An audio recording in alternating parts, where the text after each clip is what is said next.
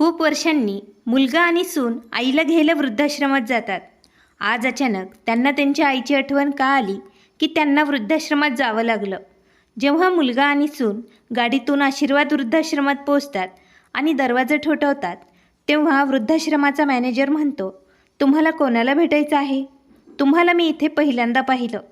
पहिली गोष्ट म्हणजे तू कधीच कोणाला इथे भेटायला आला नाहीस. तेव्हा ती स्त्री आणि पुरुष सांगतात, तुम्ही कोण आहात? आम्हाला लक्ष्मीजींना भेटायचं आहे. मी लक्ष्मीजींचा मुलगा आणि ती त्यांची सून आहे. लक्ष्मीजी त्या इथे वर्षानुवर्ष राहतात. त्यांना कोणी कधीच भेटायला आलं नाही आणि त्यांनी त्यांच्या मुलाचा किंवा सुनेचा कधी उल्लेखही केला नाही. ठीक आहे, तुम्ही इथेच बसा, मी त्यांना पाठवतो. मॅनेजर सर आज जातात आणि लक्ष्मीजींना वृद्ध स्त्रियांमध्ये बसलेलं पाहून आवाज देतात, लक्ष्मीजी तुमचा मुलगा आणि सून तुम्हाला भेटू इच्छितात. लक्ष्मीजी काही वेळ शांत झाली आणि काहीच बोलली नाही. काही वेळाने त्या आपल्या मुलाला भेटायला त्याच्या जवळ गेल्या. मॅनेजर बाहेर बसून ते काय बोलत आहेत हे समजून घेण्याचा प्रयत्न करत होते, पण बराच वेळ तिथे शांतता पसरली होती. लक्ष्मीजींनी आपल्या मुलाला आणि सुनेला पाहताच त्यांचे डोळे रागाने लाल पिवळे झाले. त्या म्हणाल्या, तुम्ही इथे का आलात? मला तुम्हा दोघांचे चेहरेही बघायचे नाहीत. तेव्हा मुलगा अजय म्हणाला, आत खोलीत चल, आपण शांतपणे बसून बोलू. आई, आम्ही तुला या आश्रमातून न्यायला आलो आहोत. तू किती दिवस आमच्यावर रागवणार आहेस? आता जे झालं त्याबद्दल आम्ही तुझी माफीही मागतोय. आम्हाला खूप लाज वाटते. आता तुला घरी यावंच लागेल. आई, तुला माहीत आहे का, तू आजी झाली आहेस. तुला एक नातू आहे. तुझ्या नातवाला तुझ्या प्रेमापासून आणि आशीर्वादापासून वंचित ठेवू नकोस आई. तू कशी आजी आहेस? आई, मला तुझी गरज आहे. तेव्हा सून रूपा म्हणाली, हो आई, आम्हालाही तुमची खूप गरज आहे. आता तुमच्या नातवालाही आजीच्या प्रेमाची गरज आहे. परंतु लक्ष्मीजी रागावतात आणि आपल्या मुलाला वृद्धाश्रमातून जायला सांगतात. मुलगा शांतपणे तिथून निघून जातो.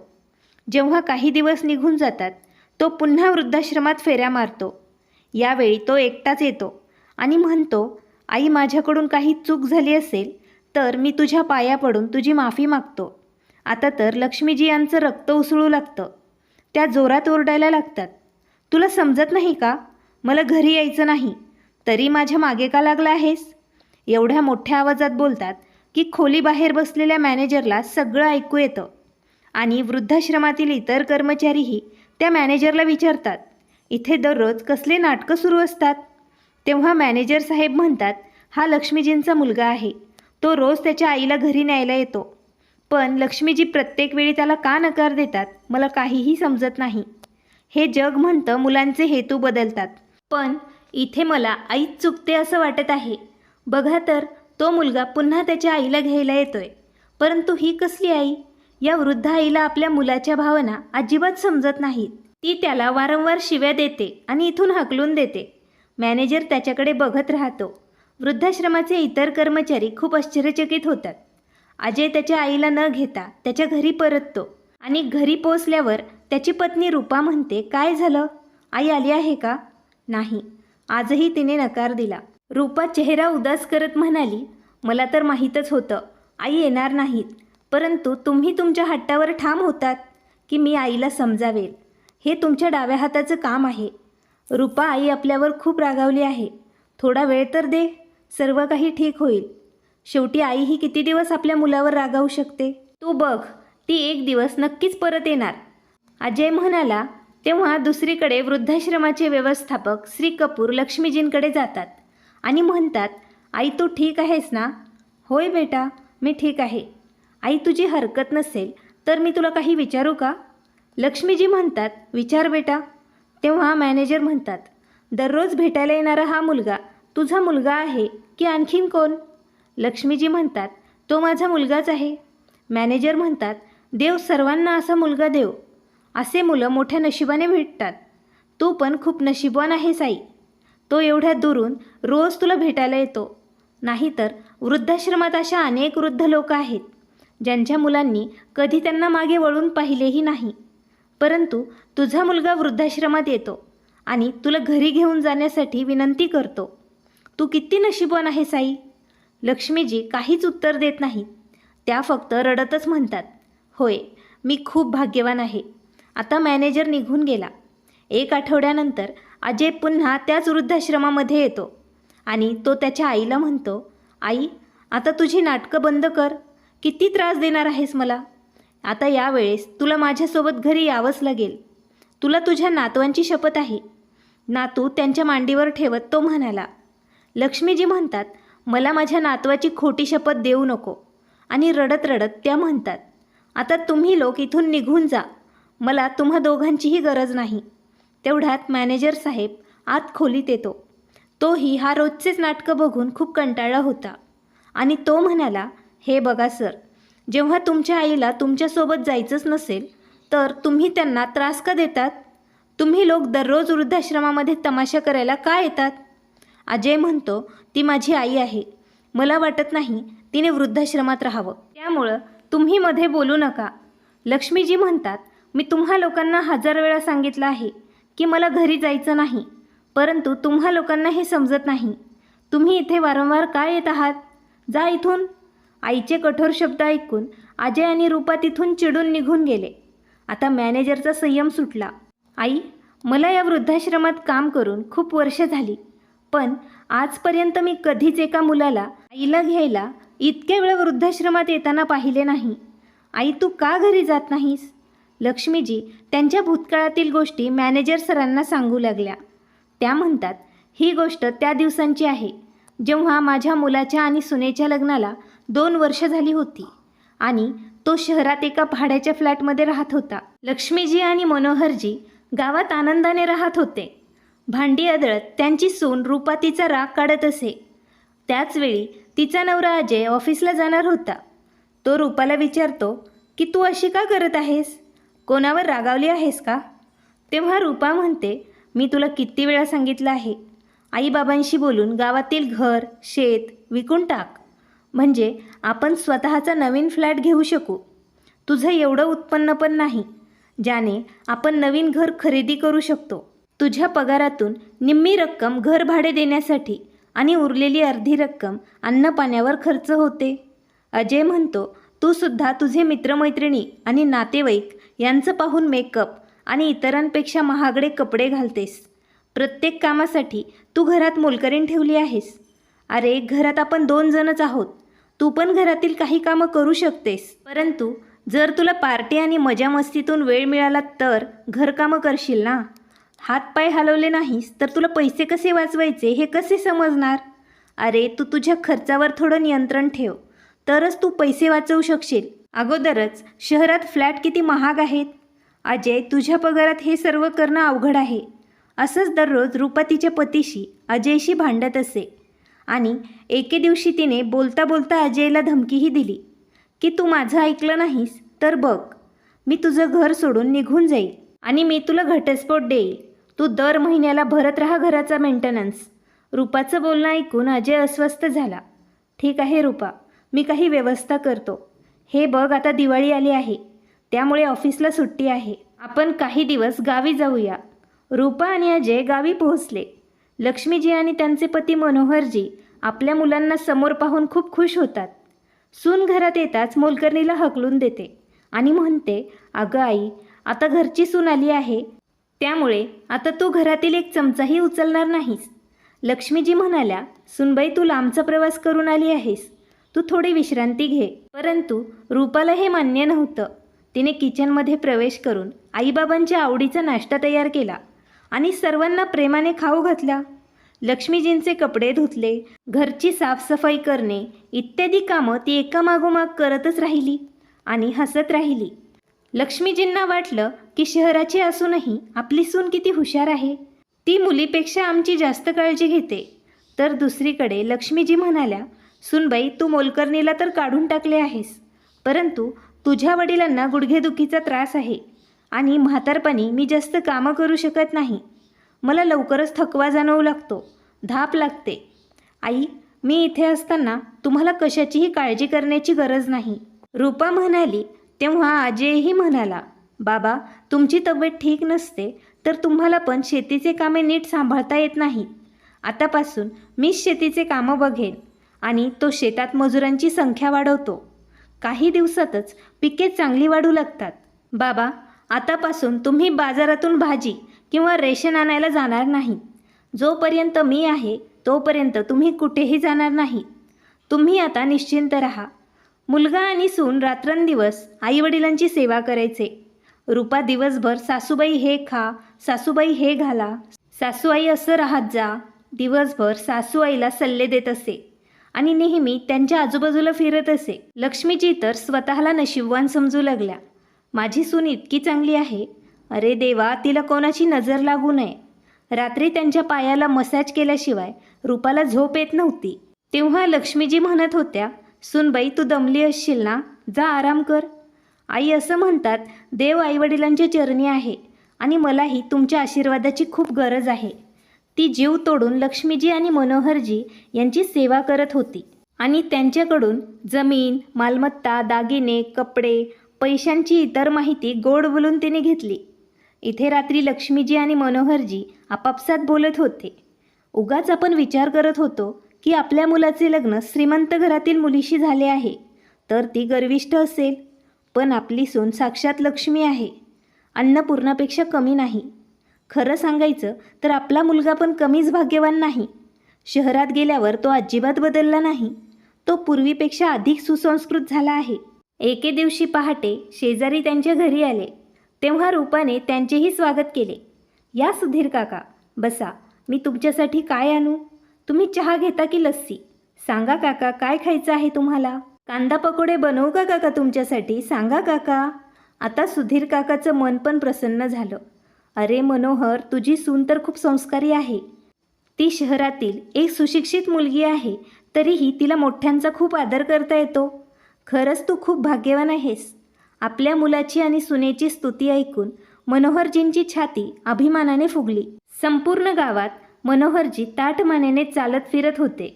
त्यांचं मन आपल्या मुलाची आणि सुनेची स्तुती पाहून खूप आनंदी झालं. आपल्या सुनेचे प्रेम आणि आपुलकी पाहून आता तर लक्ष्मीजी आणि मनोहरजी यांनी शहरात त्यांच्यासोबत जाण्याचा निर्णय घेतला होता. हा सर्व विचार करत असताना एक दिवस मनोहरजींनी त्यांच्या मुलाला विचारलं, बेटा, तुझ्या भाड्याच्या घरात किती खोल्या आहेत? तेव्हा अजय म्हणाला, बाबा, 2च खोल्या आहेत. एक माझी खोली आणि एक स्वयंपाकघर आहे. तिथे एक छोटीशी स्टोअर रूम पण आहे. त्यातही पाहुणे आले तर त्यांना खूप त्रास होतो. सध्या आम्ही 2 लोक आहोत, त्यामुळं ठीक आहे. उद्या आम्हाला मुलं होतील तेव्हा खूप त्रास होईल. तुम्हाला तर माहीतच आहे शहरात भाडे किती जास्त झाले आहे. माझा पगाराचा अर्धा भाग फक्त घर भाडं भरण्यात जातो आणि जे काही उरते त्यात मी आणि माझी पत्नी मोठ्या कष्टाने आमचे घर चालवू शकतो. कधीकधी आम्ही मोलकरणीचे पैसेही रोखून ठेवतो. अजयचे दुःखी बोलणे ऐकून मनोहरजी म्हणतात, बेटा, तुला खूप त्रास होत असेल. ऐक, मी विचार करतोय की माझं गावचं घर विकून शहरात चांगलं घर घ्यावं आणि तुम्हा सर्वांसोबत तिथेच राहावं. सर्वजण मिळून राहिलो तर बरं वाटेल आणि तुम्हालाही घर मिळेल. हे ऐकून अजयला खूप आनंद झाला होता, कारण तो याच हेतूने शहरातून गावी आला होता आणि त्याच्या वडिलांनी स्वतः आपल्या मनातील भावना व्यक्त केल्या होत्या. असे पण मला आता फारशी शेती सांभाळता येत नाही, वय पण झालं आहे. या 10 दिवसात तुम्ही दोघांनी आमची मनापासून सेवा केली, त्यामुळे आमचे येणारे म्हातारपणही चांगले पार पडेल. म्हणूनच आम्ही तुमच्यासोबत राहण्याचा निर्णय घेतला आहे. मनोहरजी म्हणाले. तेव्हा रूपा आणि अजयच्या मनातील इच्छा पूर्ण होत होती. आनंदामुळे त्यांच्या मनात लाडू फुटू लागले. होय बाबा, तुम्ही गावात एकटेच राहता, त्यामुळे मलाही तुमची खूप काळजी वाटते. अजय वडिलांच्या पायाजवळ बसतो आणि त्यांचे पाय दाबत दाबत म्हणतो, होय बाबा, तुम्ही योग्य निर्णय घेतला आहे. आम्ही तुमची चांगली सेवा करूया. बाबा, तुम्ही आमच्याबरोबर शहरात आले तर ही शेती कोण बघणार? मी म्हणतो तुम्ही शेतसुद्धा विकून टाका. तुम्ही म्हणाल तर मी गावात जाऊन चांगला खरेदीदार शोधतो आणि शहरात नवीन घर घेण्याचं बघतो. या शेतमालाला चांगली किंमत मिळाली तर आपलं घर होईल. ठीक आहे बेटा, जसं तुला योग्य वाटतं तसं तू कर. परंतु मला माझी वडिलोपार्जित शेती विकावीशी वाटत नाही. परंतु तू म्हणत आहेस म्हणून मी विचार करतो. काही दिवसांनी मनोहरजींनी आपलं घर आणि शेती विकून शहरात निघून आले. मुलगा आणि सुनेने नवीन फ्लॅट विकत घेतला. तिथे सर्वजण शिफ्ट झाले. 2-4 दिवस रूपा तिच्या सासू सासऱ्यांची मनापासून सेवा करते. एके दिवशी मनोहरजी लिफ्ट घेण्याऐवजी पायऱ्यांवरून खाली जात होते, कारण त्यांना लिफ्ट कशी वापरायची हे माहीत नव्हते. त्यांना गावात कधीच लिफ्ट दिसली नव्हती. तेव्हाच अचानक एक अप्रिय घटना घडली. त्यांचा पाय घसरला, ते जोरात पायऱ्यावरून खाली पडले आणि त्यांच्या हाताला, पायाला आणि डोक्याला जबर दुखापत झाली. खूप रक्त वाहू लागले. ते एकदम अशक्त झाले होते. मुलाने व सुनेने त्यांना ओझं समजून त्यांच्यावर उपचार केले. मात्र घरी आल्यावर पाय फ्रॅक्चर झाल्याने ते बेडवर पडून होते. आता रूपाच्या मनात नाराजी होती की तिने हा फ्लॅट स्वतःच्या आनंदासाठी घेतला आहे, या वृद्धांची सेवा करण्यासाठी नाही. त्यानंतर रूपाने आपले खरे रंग दाखवायला सुरुवात केली. ती फक्त तिच्या मैत्रिणींसोबत किटी पार्ट्यांना जायची, खरेदी करायला जायची आणि कधीकधी रात्रभर घरी येत नसे. लक्ष्मीजींना घरची सगळी कामं करावी लागायची. त्यांना दमाचा त्रास होत असे, तरी त्या आपल्या पतीला सांभाळून घरातील सर्व कामे करायच्या. घरातील भांडी, झाडू आणि फरशी पुसायची कामंही त्यांनाच करावी लागत होती. जेव्हा रूपा घरात असायची तेव्हा ती निमित्त सांगायची, आई, मला डोकेदुखीचा खूप त्रास होत आहे, प्लीज पीठ मळून घ्या. आई, माझ्या पायात दुखत आहे, कृपया मला मसाज करून द्या. सतत काही ना काही बहाणा ती करू लागली आणि मुलानेही सुनेला साथ दिली.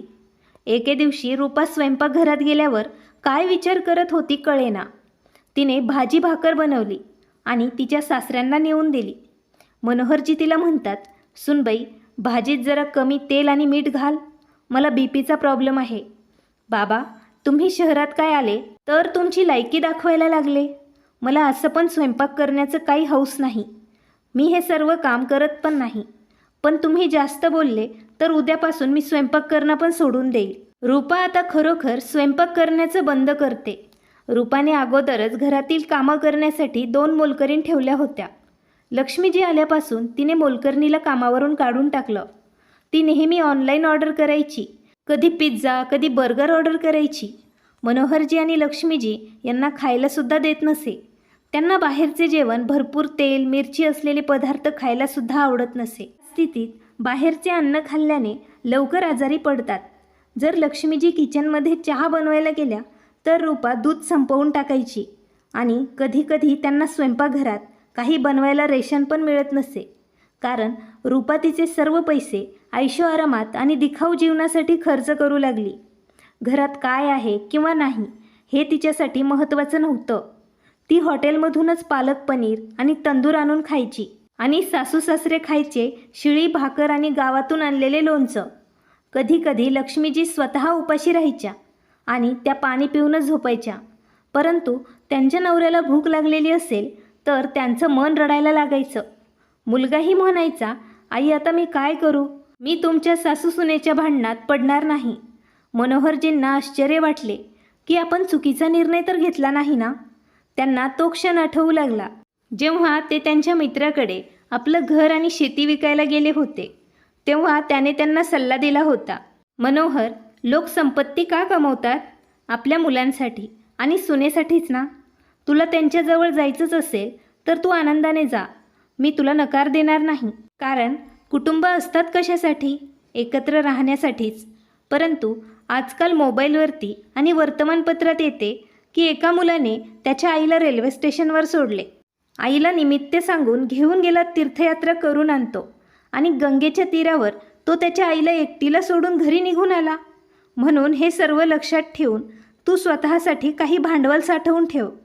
पण मी त्यांच्या सल्ल्याकडे दुर्लक्ष केलं. मला वाटलं की माझा मुलगा खूप सुसंस्कृत आहे, परंतु आज माझा गैरसमज दूर झाला. हळूहळू खाणेपिणे वेळेवर न मिळाल्याने मनोहरजींची तब्येत आणखीनच बिघडू लागली. मुलगा आणि सून त्यांच्याकडे ढुंकूनही पाहत नव्हते. एके दिवशी लक्ष्मीजी म्हणाल्या, बेटा, तुझ्या वडिलांचे औषध संपले आहे, त्यांना हे औषध आणून दे. त्यांची प्रकृती खालावली आहे. त्यांना काल रात्री झोपच येत नव्हती. हे ऐकून नशेत गुंग असलेली रूपा म्हणाली, आई, तुम्ही काहीच कमवत नाहीत आणि दिवसेंदिवस औषधांच्या स्लिप्स आपल्या मुलाला दाखवत राहतात. सुनबाई, हे घर आम्ही आमच्या पैशाने विकत घेतलं आहे, ज्याचा आज तुला अभिमान आहे. कालपर्यंत तू माझी खूप छान सेवा करायची आणि खूप गोड गोड बोलायचीस. आता मला समजलं की तुम्ही लोकांनी आमचं घर बळकावण्यासाठी हा सर्व सापळा रचला होता. आई, तुम्हाला आता समजलंच आहे, तर तुम्ही लोक इथे काय करत आहात? तुम्ही इथून जात का नाहीत? इथे तुम्हा लोकांसाठी काय ठेवलं आहे? बेशरम लोकांसारखं इथं का पडून आहात? तुम्हाला काय वाटतं, तुमच्या म्हातारपणात तुमची सून तुमची सेवा करेल, तुमची मॉलिश करेल? हे सर्व कामं मी माझ्या आईचे पण करणार नाही. तेव्हा सासू काय महत्त्वाची असेल माझ्यासाठी? मला माझा स्वतःचा फ्लॅट घ्यायचा होता. म्हणूनच मी अजयला म्हणाले, चल आपण गावी जाऊया. आणि आता सर्व सत्य तुम्हाला समजलंच आहे. एवढं बोलल्यावर रूपा जोरजोरात हसायला लागली. मनोहरजीही गप्प बसले नाहीत. ते म्हणाले, सुनबाई, हे घर मी तुला विकत घेऊन दिलंय, हे तू विसरू नकोस. मग काय झालं? तुम्ही उपकार केलेत का? हे घर माझ्या पत्नी लक्ष्मीच्या नावावर आहे. अहो बाबा, जेव्हा नोंदणी चालू होती तेव्हा अजयने गुपचूप त्या पेपरवर माझी स्वाक्षरी घेतली आणि आईची दुसऱ्या पेपरवरती सही घेतली होती. तो वकील अजयचा मित्रच होता. तुम्हा लोकांना वाटले तुमचा मुलगा आणि सून खूप सभ्य आहेत, म्हणून आता तुम्ही हे पेपर वाचण्याचा प्रयत्न करा. याच घराची कागदपत्रे आहेत. बेडवर पडून राहून तुम्ही सर्वांना खूप त्रास दिला आहे. तुम्ही दोनही पैसे कमवत नाहीत. असं म्हणत रूपा नेहमीप्रमाणे तिच्या मैत्रिणींसोबत फिरायला निघून गेली. मनोहरजी रात्रभर हाच विचार करत राहिले. सकाळी लक्ष्मीजी शेजारी जाऊन घेऊन आल्या. चहा बनवून चहा आणि पाणी घेऊन मनोहरजींकडे आल्या. तेव्हा त्यांनी पाहिलं त्यांचे पती मरण पावले आहेत. ते श्वास घेत नाहीत. त्यांचे आयुष्य तर उद्ध्वस्तच झाले. त्या अनियंत्रितपणे रडत होत्या आणि त्यांच्या खोलीत पुतळ्यासारख्या पडून राहिल्या होत्या. मुलाने कसं तरी त्याच्या वडिलांचे अंत्यसंस्कार करून हात झटकले. आईचे आयुष्य तर उद्ध्वस्तच झाले होते. आईच्या आयुष्याला मुलगा आणि सुनेने मिळून नरक केलं होतं. त्यांची सून रूपा येते आणि म्हणते, आई, तुमचा शोक संपला असेल तर आता घरात खूप कामं आहेत, ते कामं करा. असं खोलीत पडून राहिल्या तर बाबा परत येणार नाही. आता दिवाळी येत आहे, हा घ्या झाडू. पाठदुखीचे निमित्त आता पुरे. साफसफाई करण्यासाठी उठा आता. आता खूप शोक झाला आहे. साफसफाई केल्यावर स्वयंपाकघरात भांडी पडली आहेत, जा आणि ती देखील साफ करा.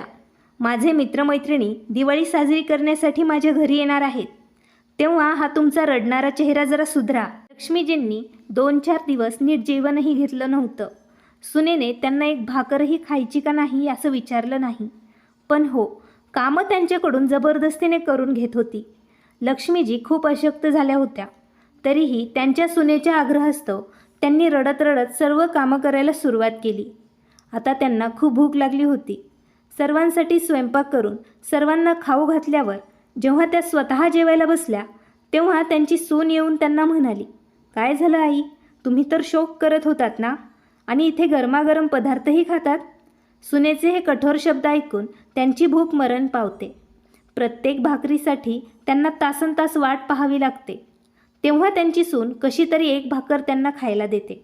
लक्ष्मीजींना आपल्या पतीशिवाय त्या घरात राहावेसे वाटले नाही. आपल्या सुनेच्या घरातून कंटाळलेल्या लक्ष्मीजी एके दिवशी रात्री गुपचूप वृद्धाश्रमात पळून गेल्या, कारण त्या घरात त्या मोलकरीण झाल्या होत्या. मुलाने व सुनेने सर्व जमीन व संपत्ती बळकावून त्यांना गरीब केलं होतं. जेव्हा त्या वृद्धाश्रमात पोहोचल्या तेव्हा मुलगा व सुनेने त्यांची विचारपूस पण केली नाही आणि त्यांना भेटायलाही आले नाहीत. नंतर काही महिन्यांनी कळलं की रूपा गरोदर आहे. ती आई होणार होती आणि जेव्हा तिने 9 महिन्यांनी मुलाला जन्म दिला तेव्हा मुलगा नेहमी आजारी असायचा. त्यामुळे आता तिला घरात मोलकरणीची गरज भासू लागली. ती नेहमी पैसे खर्च करायची.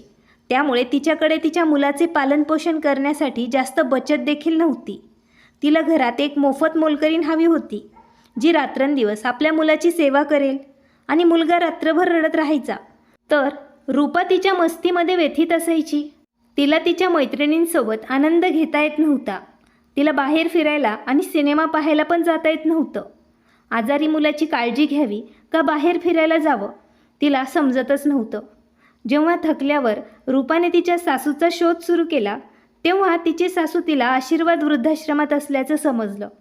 अजय आणि रूपाने त्यांना वृद्धाश्रमातून घरी बोलवण्याचा बेत आखला. त्यांना वाटले आईच्या पाया पडून माफी मागितली तर आई घरी परत येईल आणि त्यांना फ्रीमध्ये एक मोलकरीणही मिळेल. ते त्यांच्या दुष्ट मनाचा वापर करू लागतात. आईला वारंवार पटवून दिल्यानंतर लक्ष्मीजी आता आपल्या मुलाच्या आणि सुनेच्या जाळ्यात अडकणार नाहीत. कारण एकदा एखादी व्यक्ती फसली तर तिला पुन्हा जाणीव होते. ती व्यक्ती पुन्हा पुन्हा स्वतःच्या पायावर कुऱ्हाडी मारत नाही. एवढं बोलून लक्ष्मीजी मॅनेजरसमोर ढसाढसा रडू लागल्या. मॅनेजर साहेबांनी त्यांना सांभाळून घेतलं. आई, तुम्ही तुमच्या जागेवर बरोबर आहात. तुमचा मुलगा आणि सून तुम्हाला वृद्धाश्रमातून नेऊन घरातील मोलकरीण बनवण्याचा विचार करत आहेत. त्यामुळे आता त्यांची खैर नाही. त्याचवेळी अजय आणि रूपा त्यांच्या आईला वृद्धाश्रमातून घेऊन जाण्यासाठी पुन्हा वृद्धाश्रमात येतात. तेव्हा मॅनेजर यावेळी पोलिसांना बोलवतो आणि त्यांना पोलिसांच्या ताब्यात देतो. लक्ष्मीजींचे वेदनादायक बोलणे ऐकून मॅनेजरलाही खूप वाईट वाटले. त्यांच्याही डोळ्यात अश्रू होते. आई, मला अगोदर वाटले की तू इतकी कठोर आई का आहेस की जी आपल्या मुलाच्या भावना समजू शकत नाही. परंतु मुलगा इतका खाली पडला आहे की याची मला अपेक्षाही नव्हती. आता मला त्या दोघांचे हेतू समजले आहेत. म्हणूनच मित्रांनो, मी पुन्हा पुन्हा सांगते की तुम्ही तुमच्या म्हातारपणासाठी काहीतरी साठवलं पाहिजे. आंधळेपणाने तुमची सर्व संपत्ती तुमच्या मुलाला आणि सुनेच्या प्रेमापोटी देऊ नका आणि गरज पडल्यास ती रक्कम स्वतःसाठी वापरा. मुलाने आणि सुनेनेही आईवडिलांच्या प्रेमाचा गैरफायदा घेऊ नये. नाहीतर अशा मुलाला आणि सुनेला नरक यातना भोगाव्या लागतील. मित्रांनो, तुम्हाला काय वाटते?